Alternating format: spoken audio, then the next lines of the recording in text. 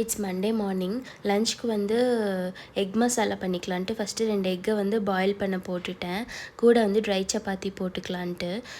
பிரேக்ஃபாஸ்ட்க்கு வந்து ராகி கூல் பண்ணிக்கலான்னு சொல்லிட்டு பாயில்டு வாட்டரில் அப்படியே ராகி மாவு போட்டுட்டேன். எப்போவுமே அப்படி போடக்கூடாது, கொஞ்சம் தண்ணியில் கலக்கி வச்சுட்டு பாயில்டு வாட்டரில் ஊற்றினா நல்லா வரும்.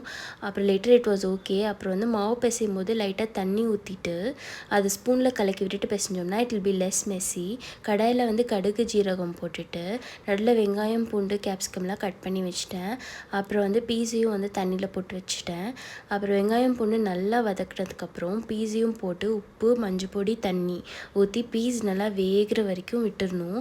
பீஸ் நல்லா வெந்து வந்ததுக்கப்புறம் கூட வந்து கேப்சிகம் போட்டு ஒரு 3/4 வேக வச்சுக்கணும். அப்புறம் வந்து எக்ஸையும் போட்டு நல்லா மேஷ் பண்ண மாதிரி பண்ணி விட்டுட்டு மேலே வந்து பெப்பர் தூவி இறக்கணும்னா முடிஞ்சுது. அதுக்கப்புறம் புல்காவில் வந்து லைட்டாக ட்ரைனஸ் இருந்துச்சுன்னா ராகி போட்டிருந்தனால அதனால் கீ போட்டு நல்லா வந்து ரோல் பண்ணி உள்ளே வச்சுட்டேன். ஆஃப்டர்நூனுக்கு வந்து சாப்பிட்றப்போ நல்லாயிருக்கும். அப்புறம் லஞ்ச் பாக்ஸை பேக் பண்ணிவிட்டு போய் கிளம்பிட்டு வந்து ராகி கூழ் குடிச்சிட்டு ஆஃபீஸ் போயிட்டேன்.